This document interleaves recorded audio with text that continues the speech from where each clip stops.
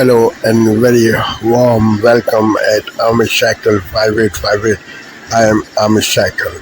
Following news have been reported by American, European, Asian, African, Australian news channels and the news agencies.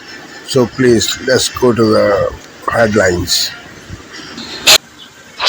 Tonight, breaking news less than 24 hours now until this high-stakes summit. What President Trump is now predicting about the potential outcome and what Vladimir Putin said about it. Also tonight, the new track, this tropical storm now set to become a major hurricane, the potential paths very close to the East Coast.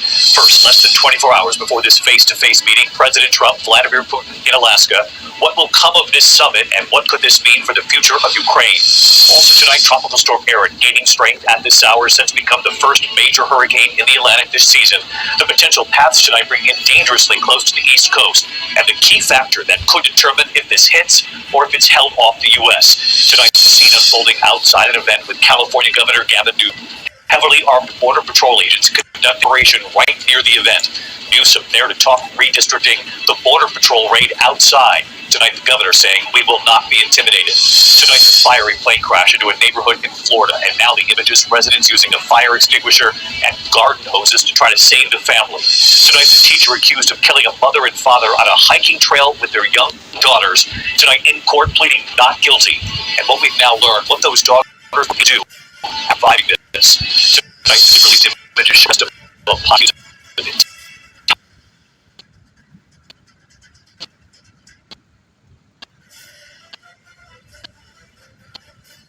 of rough plains outside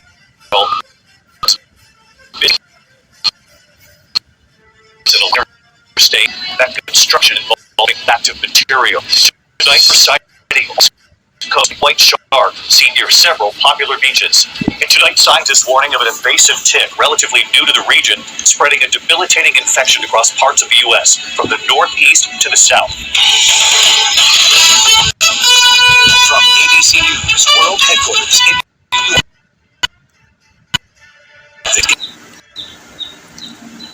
Attorney General Pam Bondi. Pam, welcome back. Good to have you back. All right, before we get to the guy, this is just breaking. This letter that you have signed and now apparently sent out. I know this has happened in our nation's capital, and I guess the police chief or the mayor or somebody there, have been telling police officers, the Metropolitan Police Department there, not to give up people that are in the country illegally. I thought we had a supremacy clause in the Constitution. Sean, D.C. will not remain a sanctuary city actively shielding criminal aliens. Will not happen. Under Donald Trump's directive, D.C. will become safe again, and it will become clean again. And I think what's happening is it's a combination of an extremely divisive city council. You have liberal judges, you have no cash bail, as you said, you have juveniles running rampant over this city, and you have a Metro Police Department. They want to do their jobs. And we have been out there for the last few nights with all of our federal agencies, Sean. They have been working so hard, working together. We've made 156 arrests, 27 firearms have been seized, child pornographic material has been seized, over 200 fentanyl pills taken off the street, a homicide suspect with a firearm, and we are going to protect D.C. and make it safe again. But I think the most impactful thing that's happened, despite what we've seen with these crazy protesters out there, citizens are coming out of their homes and they're going up to these law enforcement officers and they're thanking them for keeping them safe and making the streets safe again. An elderly woman walks up to law enforcement and thanks them so she can go to the market again. So they are seeing the impact of what our law enforcement officers are doing under Donald Trump's directive, and they're going to continue to do it. We're going to work hand in hand with state, federal, local officers, and we're going to make DC safe again. Fundamentally, when you have a sanctuary or a sanctuary state, aren't you in abetting that and not allow the federal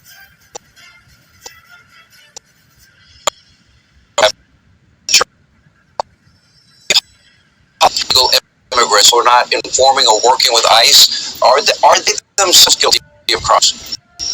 Well, and what they're trying to do, they're trying to protect criminal aliens. And what's going to happen if we keep this up? Criminals are going to flee to DC, and we're not going to let that happen. And that's why, at my directive, we have made Terry Cole now the commissioner over the police. We have made Gaddy Serralta my U.S. Marshal. He runs the entire show, keeping everyone organized, and they report directly to me, and I report to the President of the United States. So yes, you must comply. You must give the information to our ICE, to our Homeland Security officers.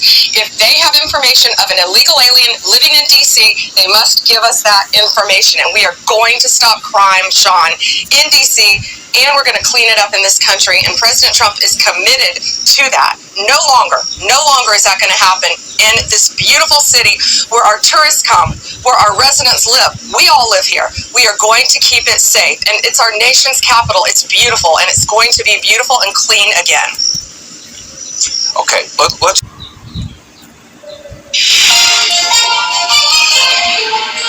Bracing for flight disruptions on this Thursday night. The blame between Air Canada and its flight attendants on the eve of a lockout. Past first to take Has not the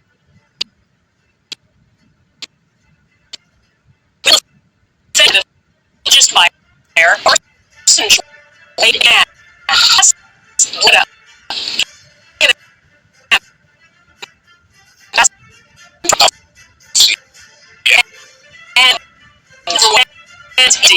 as a superstar joins the team.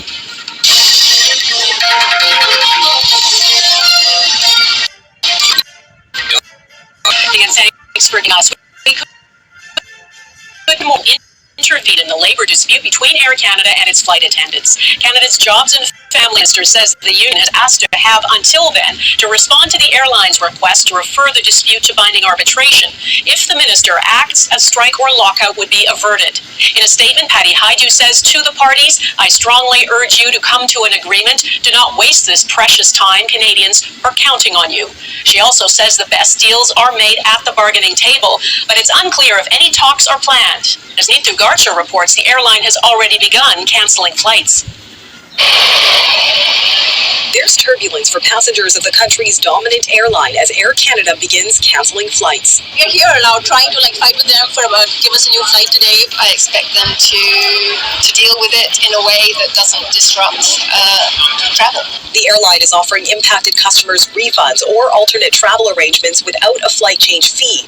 But with peak travel season, few options are available. They can't just leave a passenger stranded on the godforsaken airport. We don't know where to go. We find QB's decision to strike very regretful, and the impact that this is going to have on our customers. Air Canada says it expects to make several dozen flight cancellations by Thursday night, climbing to 500 by Friday, all leading up to a full system-wide grounding by 1 a.m. Saturday, affecting about 130,000 passengers per day, including some 25,000 Canadians abroad. We are heartbroken that Air Canada is forcing us to go on strike just so we can earn the right to be paid for our time at work.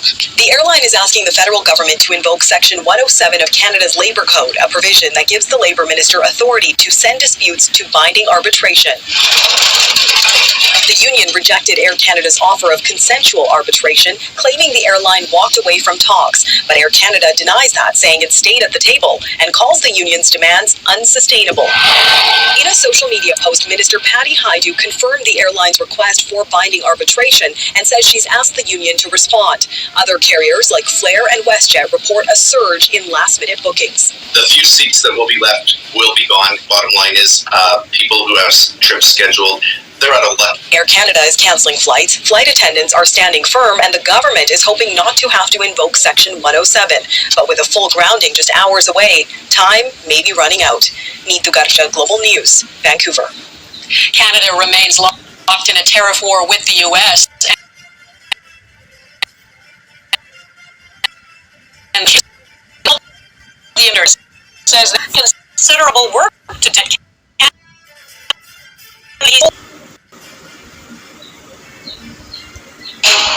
Tonight, we're live in Alaska on the eve of the historic summit. Can President Trump and Vladimir Putin find a path to peace in Ukraine? In just 24 hours, the president sent to meet with Putin right here in Anchorage. The president tempering expectations about what can be accomplished, saying he wants to set the table for the next meeting. Both leaders arriving tomorrow. President to soil in a decade. Can they find common ground as Ukraine's leader in Trump?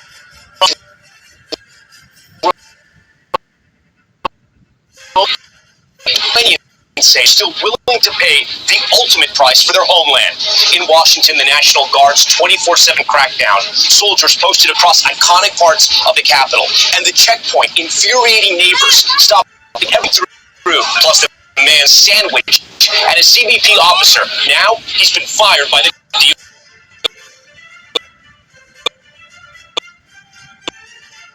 that kicked overnight, spurring evacuations. Chaos on a flight. The passenger accused of hurling slurs and brandishing a skateboard. Now in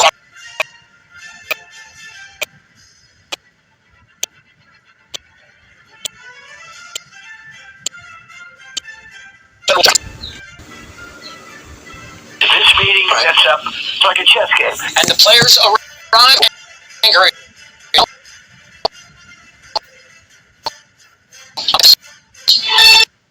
From CBS News headquarters in New York, this is the CBS Evening News. Good evening, I'm Maurice Dubois. The search for peace is taking President Trump thousands of miles to a face-to-face meeting with a man waging war.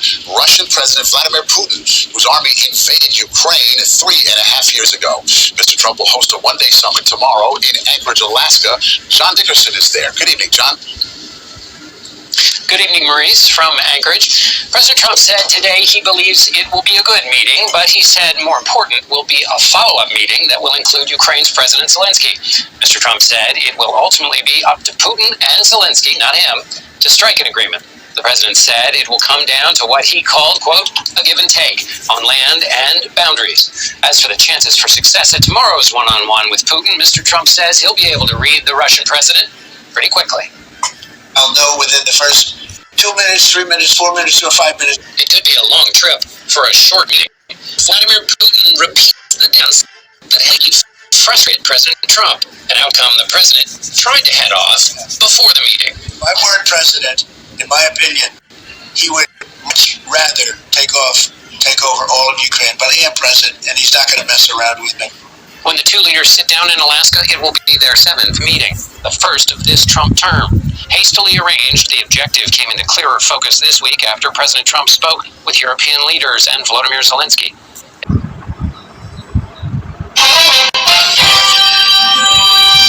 Good evening, I'm Amna Navaz. And I'm Jeff Bentley. The President Trump summit with Putin in Alaska, with Russia likely hosting out of the meeting.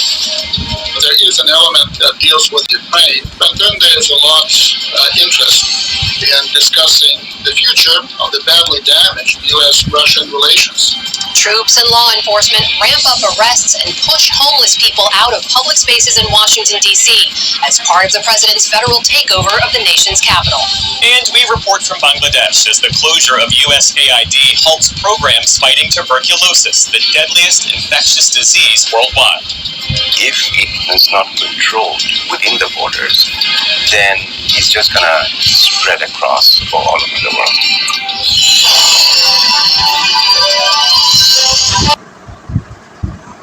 War and Peace Report. I'm Amy Goodman. The Israeli military has destroyed more than 300 homes in Gaza City and killed over 100 more Palestinians over the past day, as Israel moves to fully seize the largest city in the Gaza Strip and forcibly remove its entire population. This comes as the Associated Press reports Israel's held discussions with South Sudan about possibly resettling Palestinians from Gaza to the war-torn nation in East Africa.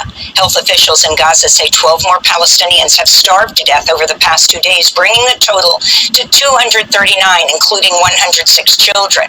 On Wednesday, a group of UN experts accused Israel of carrying out medicide by destroying Gaza's healthcare system while targeting health workers. This comes as Al Jazeera report at least people food and were killed on Wednesday, including 16 8.0 of Rafah. Across the border in Rafah, each tries to block most deliveries from entering Gaza. We came here to bring this aid to enter Palestine for our oppressed brothers inside. Fortunately, this is the third time we entered and we got past.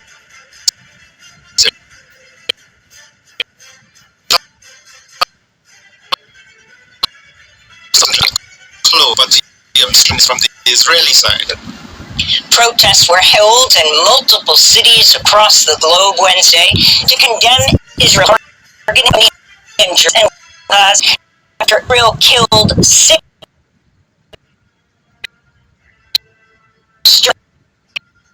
outside.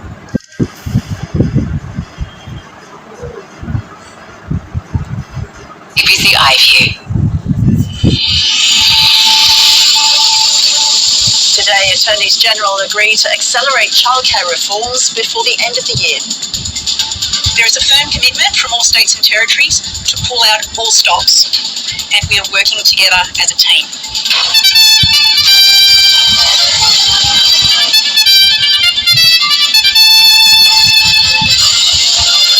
Anticipation in Alaska ahead of crucial talks between Donald Trump and Vladimir Putin that could reshape the war in Ukraine.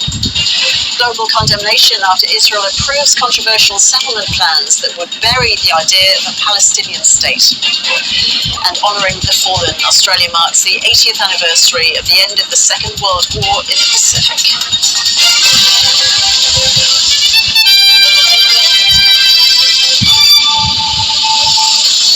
Hello, welcome to ABC News. I'm Ross Childs. Working with children checks are set to be strengthened by the end of the year in an attempt to improve safety standards in childcare centres. Federal and state attorneys general met today, agreeing to make changes to how the systems work. With more, I'm joined by political reporter Stephanie Boris. Hi there, Steph. So what's been promised? Hi, Ross. Well, after a number of serious days since Japan surrendered to the Allies, bringing an official end to World War II. Japan has surrendered. So let us join in thanking Almighty God that war has ended throughout the world. And the King will echo his grandfather's words in a historic address to the nation at 7:30 this morning. Well, throughout today's programme, we'll be commemorating Britain's bravest generation who fought for the freedoms we still enjoy today.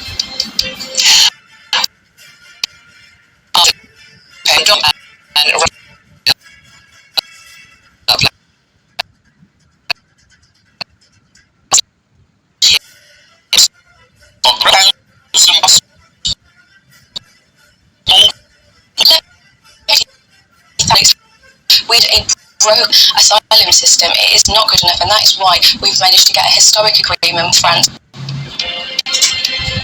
And happy birthday to Princess Anne as the King's younger sister turns 75. We'll be paying tribute to the woman who made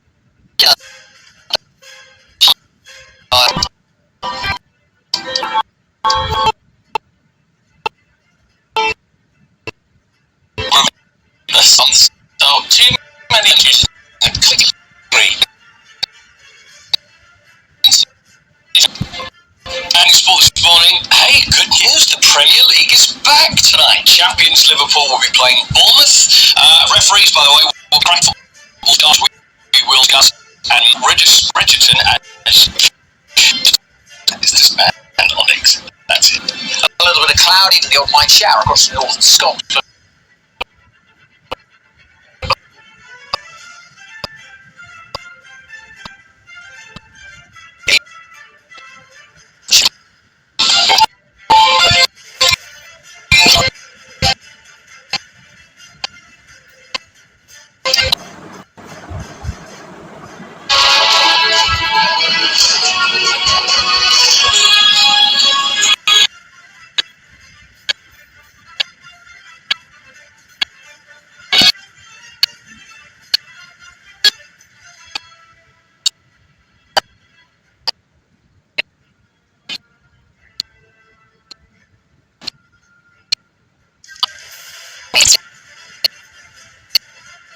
word data.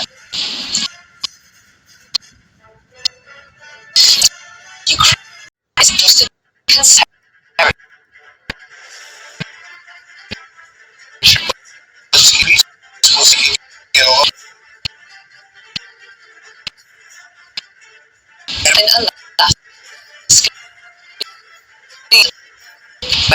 that's turns victims of child abuse violence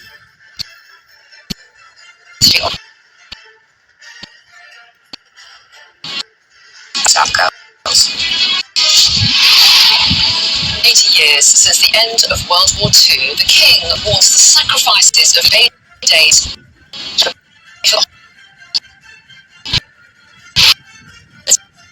a league title.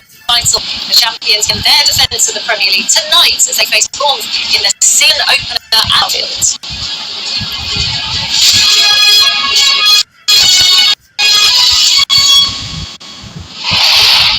Hello, Fred. Good morning. Thanks for joining us here on the Breakfast Show. We're here today. We are with you 24 hours a day, 7 days a week. 24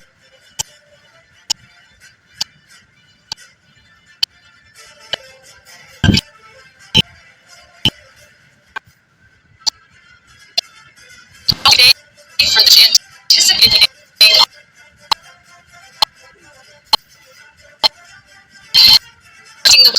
cutting of Jerusalem. It comes to Israeli planned Palestine.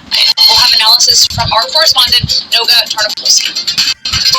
And a global treaty to fight plastic pollution appears to be in jeopardy as several states seem to be and law oil to create the production of new plastics.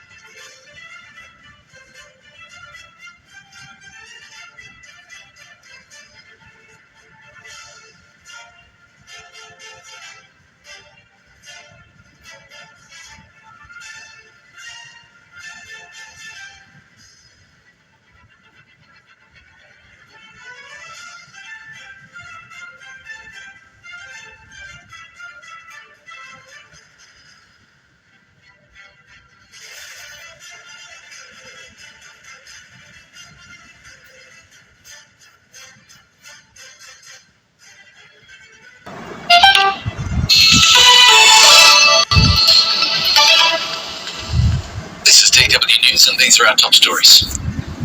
US President Donald Trump has said he believes Russia's Vladimir Putin is ready to end the war in Ukraine, but he's downplayed talk that this would be the outcome of Friday's summit in Alaska between the two leaders. Trump said the next meeting, which would also involve Ukrainian President Volodymyr Zelensky, would be more important. Israel's far-right finance minister Bezalel Smotrich has announced plans for a controversial new settlement in the Israeli-occupied West Bank.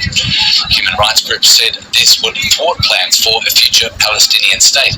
Mr. Smotrich says the decision is a reaction to plans announced by several countries to recognise a Palestinian state at the UN General Assembly in September. There's still no sign of agreement on a treaty for a global deal to tackle plastic pollution. Talks on the topic in Geneva have been extended into Friday, with negotiators still divided over a draft text following more than a week of discussion. French President Emmanuel Macron called on delegates to adopt an agreement and criticised the draft for lacking ambition. This is DW News from Berlin. You'll find more on our website at dw.com.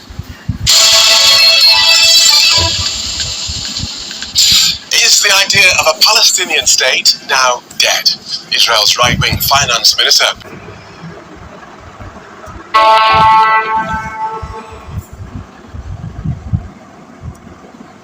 This is Asia Now. Hi, good afternoon. It's 12 p.m. in Singapore and Hong Kong, 9:30 a.m. in New Delhi, and 11 o'clock in Jakarta. I'm Yasmin Yonkers at this hour. Russia's delegation touches down in Alaska ahead of a highly anticipated Trump-Putin summit on Ukraine. The U.S. president hopes for a deal, but cautions the outcome is still touch and go, saying there's a 25% chance the talks could fail. Indonesian President Prabowo Subianto delivers his first State of the Nation address this hour, and that's where he's expected to lay out his government's priority programs for the year ahead in a speech that will likely include key economic targets. And flash floods sweep through a remote Himalayan village in Indian-administered Kashmir, killing nearly 50. Rescue efforts are underway, with heavy rain warnings still in effect.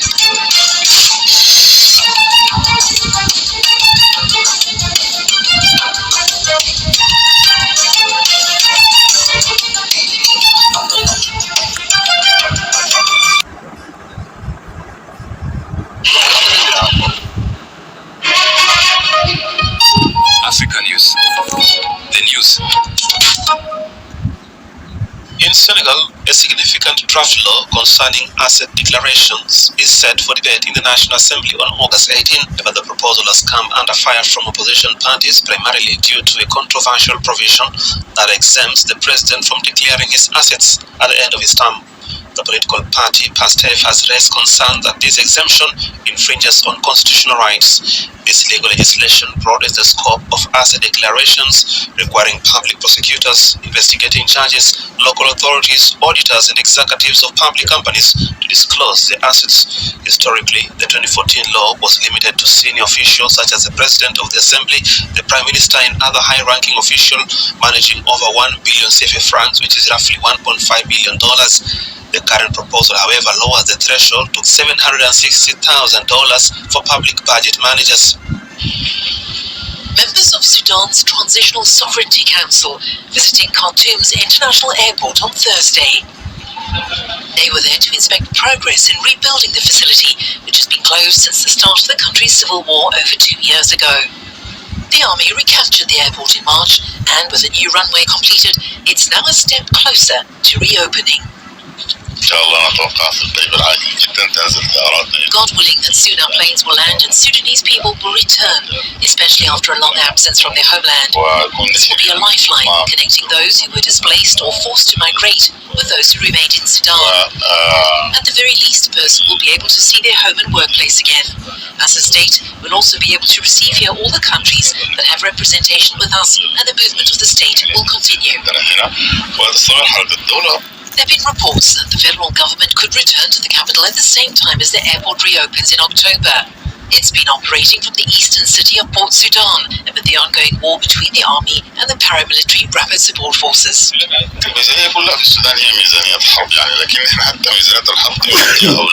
budget here in Sudan is a war budget, but there are priorities. We look at which areas we can spend on that will provide services to citizens, and this is the most important thing.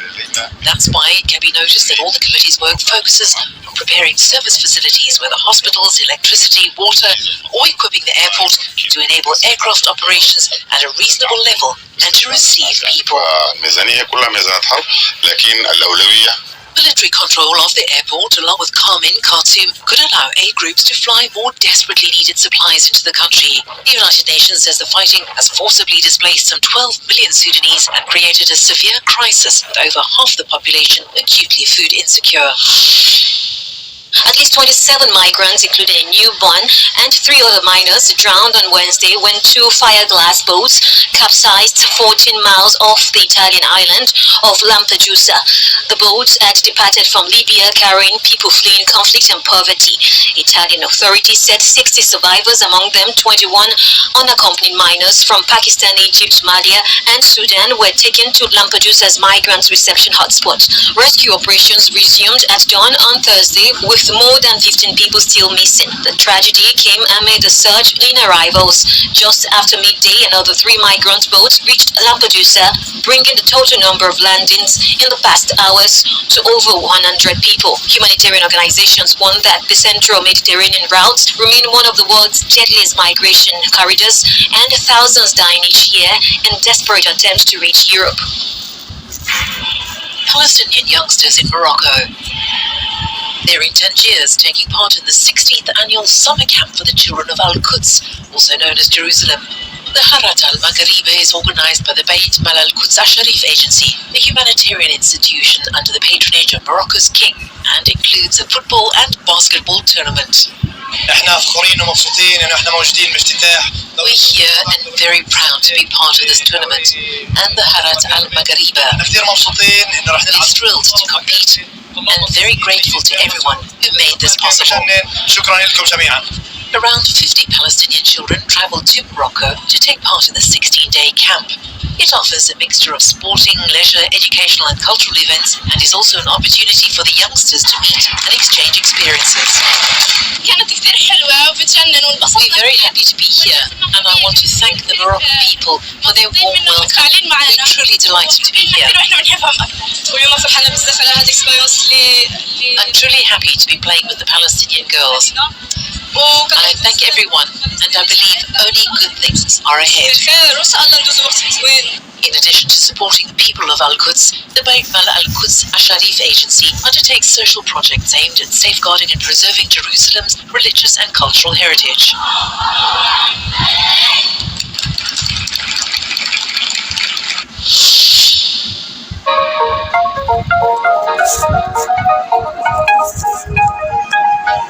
Thank you for watching Amish Shakil 5858. I am Amish Shakil. I hope you will visit again. Have a good life. Bye-bye.